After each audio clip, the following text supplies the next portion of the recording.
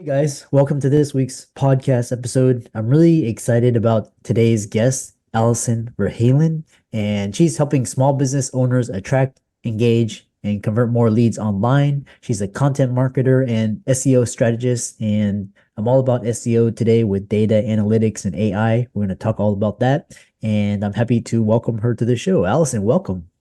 Thank you so much for having me. Yeah, so we kind of set the groundwork, the stage for a great discussion, talk about your background experience, and we'll get right into it. Awesome. Yeah, I completely fell into this. I majored in English and psychology, which turned out to be the perfect degree for what I'm doing now. Had no clue this was an option. Thought I wanted to work in publishing. Graduated in 2009 right after the job market crashed. So there were no jobs to be had in publishing or really anywhere else. So I ended up answering phones for a few years, found myself between jobs at one point, and my roommate at the time, her dad, who was an attorney, was awesome and offered to give me stuff to do around his office until I got back on my feet. And one of the things he needed was someone to write blog posts for his law firm. And he knew I had a strong writing background, so he offered me the gig. And I was like, what? I can get paid to write? Seriously? Sign me up. So I jumped at that chance and started writing for him and then for an associate of his and then for some friends of mine. And it just kept growing from there. Did eventually get another day job, but I kept writing on the side and it just got to the point where I could not manage both anymore. So quit the day job end of 2014. And Yeah, I've been doing this full time ever since. yeah. I love this idea because especially I think blogging is the kind of the basically the traditional newspaper, and like social media is now like the traditional media conglomerates. So one thing is with social media and AI, and from your experience, why is blogging such a vital component for business today? Because a lot of people after social media were like, yeah, you don't need a blog anymore, you don't need a website, SEO is dead. But actually, talking to a lot of people, you still need that. So kind of talk about that. Well, first and foremost, you have to own your own content because you don't own anything on social media. You don't even own your account. There are countless stories of people who have gotten locked out of their account and don't know why, or they changed the algorithm. And if that's the only way you have to get in touch with your business, you're with your customers, that's it, you're out of business. And there have been literally companies that have gone out of business overnight when Facebook or LinkedIn or whatever changes their algorithm and suddenly what they were doing doesn't work anymore. So own your own content. Absolutely use social media as a way to engage with your customers, and spread the word about your blog and distribute your blog so people know that it's there. But don't rely on it solely because you never know what's going to happen. You never know when a crazy billionaire is going to buy the company and completely turn it upside down. So own your own content. Yeah. Yeah, it's amazing. It's funny what Elon did. He basically did a Carl Icahn in the span of less than a year. I wish he would actually do that to a lot of other companies too. Yeah, and I love this. So owning your content, I love that idea. And then kind of talk about the role of, because now you've got Medium, you got Substack, and you've got communities, newsletters. How does this all fit into blogging and SEO? Yeah, well, a Medium, I think, is probably the one I'm most familiar with. Again, it's a blogging platform. A lot of people do use it. Again, you don't own your content on Medium. Uh, So, yes, you can use it as another way to get in front of more people. And it can be an extra revenue stream if you get enough followers on there, which is great, but don't rely on it solely. Um, I would say either on the one hand, you can write more content for that goes up on Medium and not on your blog, which is more work. The other option, this is where it gets a little technical. So Google does not like duplicate content. So if you are publishing something on your website and copying and pasting onto something like Medium or another site, or even LinkedIn, Google recognizes that as duplicate content, and you're basically fighting with yourself for that ranking, for the keywords that you put in there. So both of those will get downgraded and see a drop in rankings as a result. So I don't recommend doing that. There is a way using meta tags and a little bit of coding. It's not super technical, but you do have to know a tiny bit of HTML just to get in there, and tell Google, this is the the canonical text. This is the first and foremost. Don't pay any attention to this one. It will still show up. It can still get in front of other people, but Google is going to ignore it and not rank it. So that is an option if you know what you're doing. Yeah. And I love this. So one thing I love to do is I like to take content and repurpose it. So, you Yes. basically because I don't, why reinvent the wheel? One way to do that has been through ChatGPT. And so basically it can rewrite it and you basically edit it. How does Google and SEO feel about this strategy? Or that we know of? Yeah, well, so first of all, I would want to see how much ChatGPT is changing it.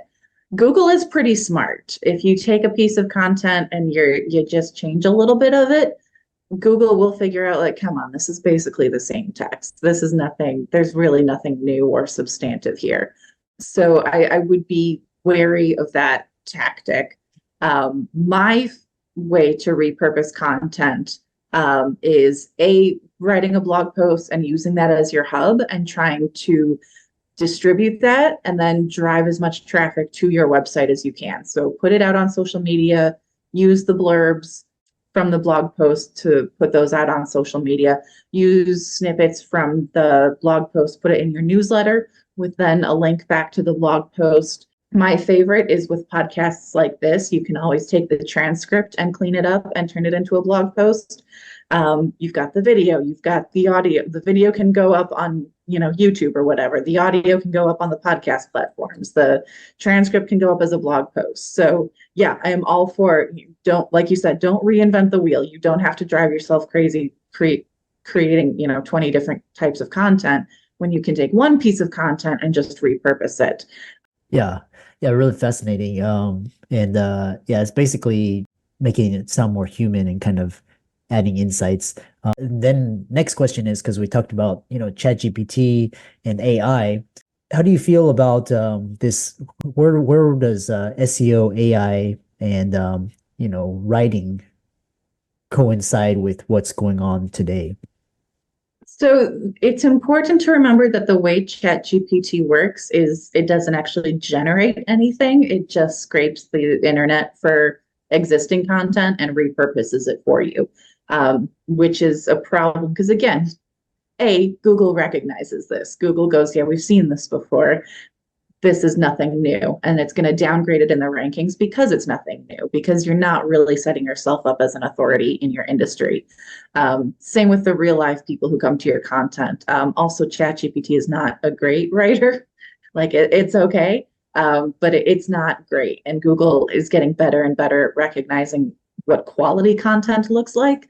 So if you're not creating quality content, if you're not creating unique content, Google is going to recognize that. And then the real life people who find your content are going to recognize it as well. I love ChatGPT for things like coming up with ideas. If you have a piece of information that you wanted to summarize for you, or like you said, if you want to put something in and just have it rework it for you, maybe put it in a different tone, great. The other thing is brand voice. So it's going to write super generic content unless you can teach it to write in your voice, which means you have to have a very clear idea of what your brand voice is. Don't just take whatever ChatGPT gives you and goes, okay, that's my brand voice now, and then copy and paste it, because it's not going to work that way. You have to have a really clear idea of what you sound like and how you want people to feel when they come to your website. So yes, use ChatGPT. Obviously, AI is here to stay, but just be careful and be really intentional and strategic with the way that you use it. Yeah, yeah, I love that. Great advice. The other, kind of a follow-up question is, ChatGPT, because I was using it back in January, February, and it was very clunky, it was horrible.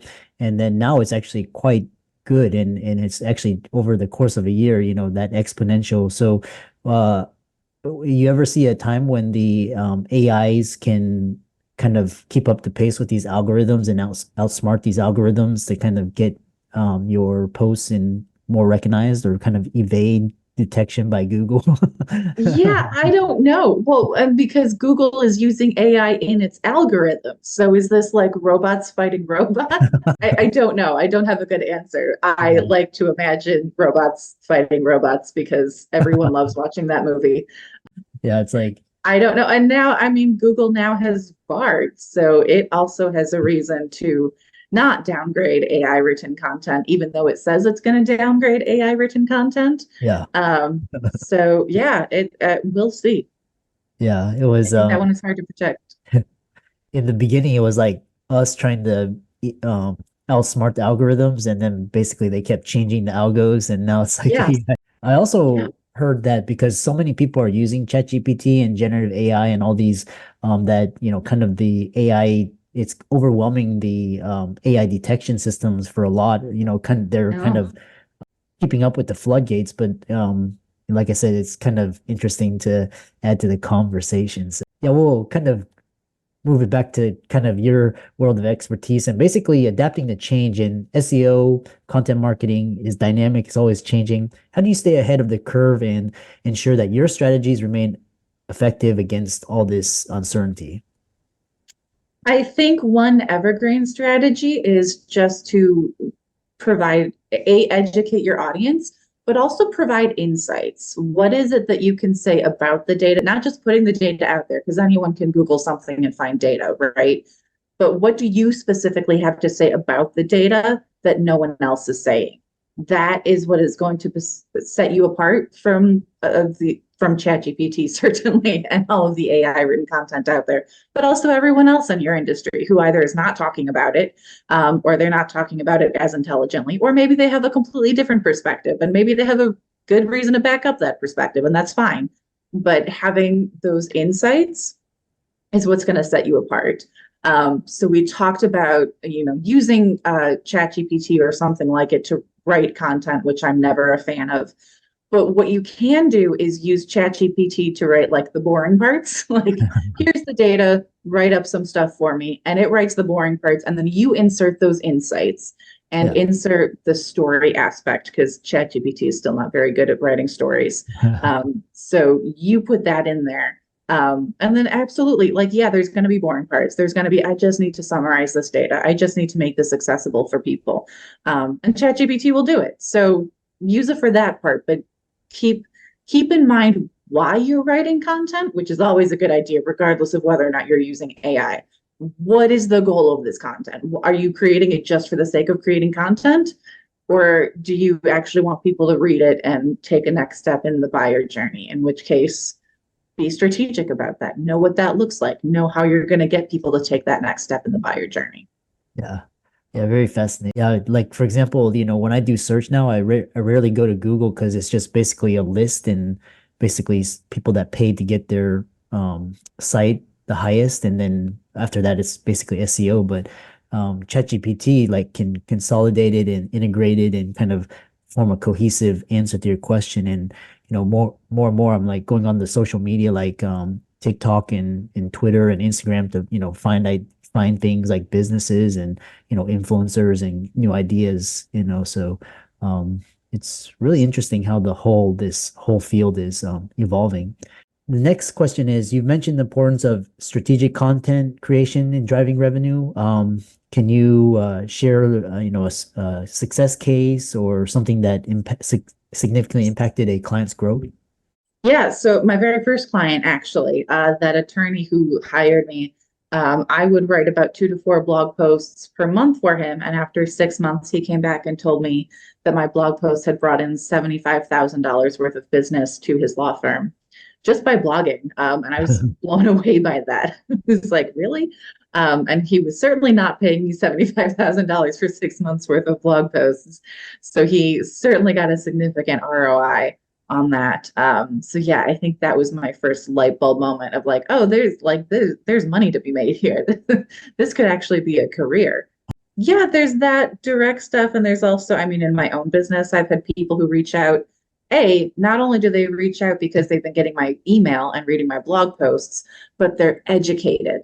Um, My favorite one was someone who called and was like, okay, we need blog posts that are this long. And she knew that because she had read it in one of my blog posts. So I didn't have to try and upsell her and be like, well, we have to write these longer blog posts for these reasons. She already knew that. It was like, let's get straight to, how are we going to do this? What's the contract going to look like? All that good stuff. It was the easiest sale of my life. So Yeah. using content in that way to educate people so that when they are ready to buy, they're ready to buy from you and they understand the value in what you provide and why they might need one plan over another. It just makes the whole sales process so much easier, especially for those of us who don't particularly like sales. Yeah. I kind of want to talk about this because you mentioned that there's one SEO strategy that will never go out of date, and kind of elaborate on this strategy, why it's so timeless, effective, regardless of the trends in SEO. Yeah, it's what I mentioned earlier, creating content that answers your target audience's questions, provides value, and positions you as an authority in your industry. So remember to include those insights that only you can provide, and put them front and center. Don't be shy about them. Don't do the whole, well, I think maybe someday we'll do such and such. It's like, no, be upfront about this is what I think, this is why. Here's the data to back it up. Here's what I've seen, which is why I think this way. That's what's going to set you apart as an authority in your industry, regardless of what the robots are doing, Yeah. regardless of what your competition is doing. That's what people are looking for at the end of the day. And I Yeah. do think with all this AI stuff, I was thinking about like the birth of social media and the fact that some people complain that we don't talk to each other anymore. We're more digital than ever. We're just holed up in our apartments looking at our screens, right? Which to a certain extent is true. But the more we do that, the more we want to see real people, the more we want to see people's faces on social media. We went from videos to live videos are the thing because people want to see the mistakes. People want to see people being people. And so I think AI is just going to further push us in that direction. Yes, AI is going to do a lot of awesome things for us and some harmful things because that's the nature of new technology. But I do think the more people are using computers, the more people are going to want to see real people. So if you can create content that is real and relates to people on a human level, the more effective it's going to be, both from an SEO perspective and from actually engaging and converting the real life people who find your content, right? Because SEO is just step one. That gets people to your website. That's great. But then you have to actually engage and convert them. So that's the most important part. Yeah. And at the end of the day, Google is getting better and better at identifying high quality content. What makes quality content? What is spammy content that no one wants to read? How can Google better help its customers find the content that they're looking for? Google is getting better and better at that. So if you just have a really clear idea of who your target audience is and the questions they're asking and how you can create content that helps them, Google will figure out the rest. Yeah. Really fascinating. Kind of spark some new ideas, just basically talking about spam, and then there's going to be basically AI spam and all this, but then people that are actually using AI to create what you were describing as influencers are going to be on top. So we kind of had a few more minutes, and I want to talk to you about keywords, and that's like a crucial part of SEO strategy, but there's a lot of misconceptions, debunk some common myths, and how to Mm-hmm. effectively integrate them. Yeah, so keywords are the search terms that people use, right? If you are looking for a podcast about marketing, you're gonna look up podcasts about marketing. You're gonna look up marketing podcast or best marketing podcast, right? I was looking for bully sticks at one point for my dog, and I just put in bully sticks, and I kept finding all of these rankings that were titled best bully sticks in the title of the item, and I was like, I see what you did there, putting your keyword in the title. So it's that kind of thing. So know what people are looking for. I mean, the big, I think, misconception about keywords is everyone is thinking, well, what are most people looking for? That's great. Obviously, you want a keyword that people are actually searching. You also want to make sure you get a keyword that is not used by a ton of other people. So I use my keyword research tool. In my case, it is SERPstat. That is my favorite SEO tool that I use all the time. Uh-huh. That will tell you this is the search volume, this is the average number of people searching for this keyword on a monthly basis. And Uh-huh. then over here is the difficulty score, and that is a score from 1 to 100. 1 being no one is using this word, go ahead and use it. 100 being everyone is using it, it's all over the internet, you don't have a chance of ranking for it. So find that sweet spot. Ideally, a difficulty score below 25 is what you're looking for, Uh-huh. um, with a keyword search volume of at least 100 or over. You do occasionally get that, awesome keyword that has thousands of searches and almost no difficulty, which is great. Go for it. But that is something to keep in mind, that you want to hit that sweet spot, because and sometimes you do have to go for a lower search volume in order to get that lower difficulty score. So keep that in mind. Know that that's a compromise you're going to have to make, but those leads that find you are going to be super high quality. Oh gosh, I could talk about keywords forever.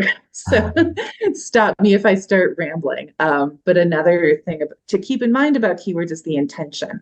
What are people looking for, or when they're using a particular search term? So one of the biggest ones is the informational keywords, right? The how to, the what is, people who are looking for information on a particular topic or industry or product or service, right? That's going to lead to your blog posts. Yeah. You've got the navigational keywords, which is like, I was looking for this person. I think her name was Alison. Her last name was something similar to Van Halen, but not quite, right? That's when they're looking for you and they're putting those keywords in that are looking specifically for you, instead of going to, typing your URL into the browser, which, let's be honest, no one does anymore. And then there are the people who are looking to buy.